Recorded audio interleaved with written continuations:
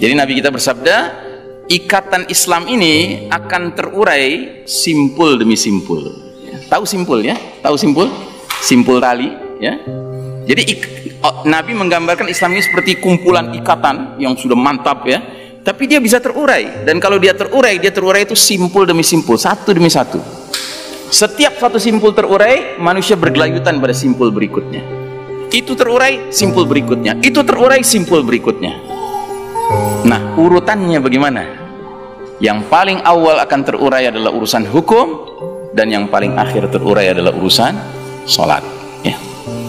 Nah, semenjak runtuhnya tatanan Islam, sistem iman dan tauhid tahun 1342 Hijriah, persis 100 tahun dari kita sekarang pakai kalender Hijriah, apa yang terjadi? Di negeri-negeri kaum muslimin yang paling awal berubah adalah hukum. Tadinya hukum Allah yang berlaku, mulai hukum sekuler yang berlaku. Dan yang lebih menyakitkan, hukum yang berlaku seringkali adalah hukum mantan penjajahnya. Kalau negeri muslim itu tadi dijajah sama Inggris, mereka berhasil mengusir penjajah Inggris buleknya itu, kafirnya itu.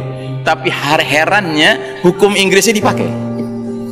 Kalau negeri muslim itu dijajah Belanda, ya kan, Belandanya diusir dengan Allahu Akbar. Tapi anehnya setelah mereka terusir, hukum Belanda pula dipakai ya. Itu baru tahap awal. Tahap berikutnya kemudian politiknya. Makin lama makin asing kita dengan politik yang dimainkan oleh orang-orang yang secara status mengaku muslim. Tapi politik macam apa? Kok nggak seperti Umar ibn Khattab, tidak seperti Abu Bakar Siddiq ya. Karena apa? Karena simpul politik Islam terurai, ekonomi Islam terurai.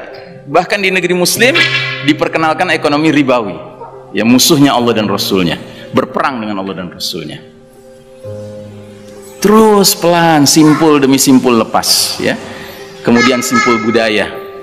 Kita dulu kalau menikmati hiburan ya, dalam zaman Islam berjaya, setiap hiburan itu membawa kita kepada zikrullah ya. Seperti antum kalau menikmati hiburan berkuda, itu kan ingat Nabi, ingat para sahabat ya kan, itu zikrullah, mengingat Allah, mengingat jihad fisabilillah. Tapi hiburan-hiburan modern sekarang ini semuanya mengarah kepada fiktor, pikiran-pikiran kotor. Terus simpul budaya lepas, simpul pendidikan lepas ya. Pendidikan sekarang sudah bukan pendidikan Islam, pendidikan sekuler. Maka banyak orang tua tidak mau lagi anaknya bercita-cita menjadi ulama, maunya kalau nggak jadi tukang insinyur jadi tukang dokter. Bangga kali mereka. Terus satu demi satu simpul medis terlepas ya. Ingat dulu ketika Tibun Nabawi yang tegak, para tabib itu mendidik diri mereka sendiri dan pasiennya bahwasanya wa idza maridtu fahuwa yashfin. Kalau aku sakit, Allah yang menyembuhkan. Sehingga kalau pasiennya sembuh, tidak ada tabib yang begini, aku yang menyembuhkan, tidak ada. Dia kembalikan kepada Allah. Dan tidak ada pasien dulu yang menganggap tabib itu segala-galanya. Tidak. Dia tahu tabib cuma berupaya saja.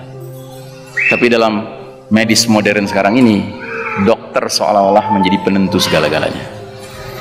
Sampai berani mengatakan, maaf, setelah lihat diagnosa paru-paru Anda, jantung Anda, umur Anda tinggal 3 bulan. Bayangkan, hidup dan mati seperti di tangan dia. Jadi satu demi satu simpul lepas. Nah, yang paling mengerikan, sekarang di depan mata kepala kita sendiri kita sedang menyaksikan simpul sholat diacak-acak ya.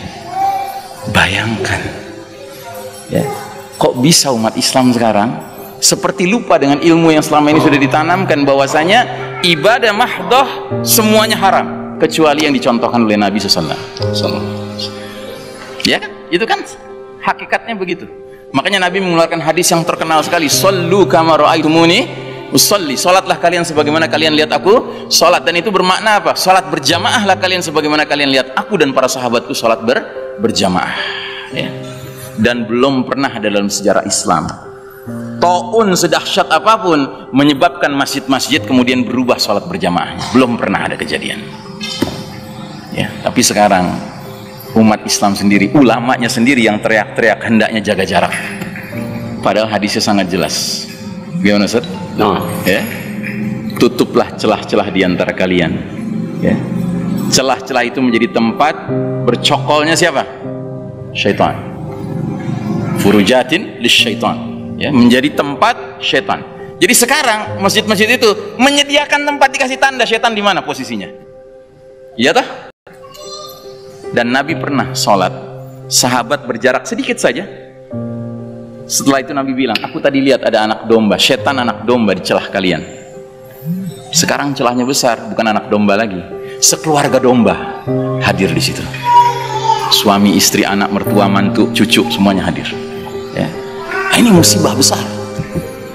Ya. Dan Nabi mengingatkan kita dalam hadis yang lain, innal yahuda qad sami'u dinahum. Sesungguhnya Yahudi itu sudah putus asa, sudah bosan dengan agama mereka. Dan mereka itu kaum yang sangat hasad kepada kita umat Islam, terutama dalam 3 perkara. Perkara apa? Raddis salam, menjawab ucapan waalaikumsalam kepada sesama saudara muslim ketika mengucapkan salam.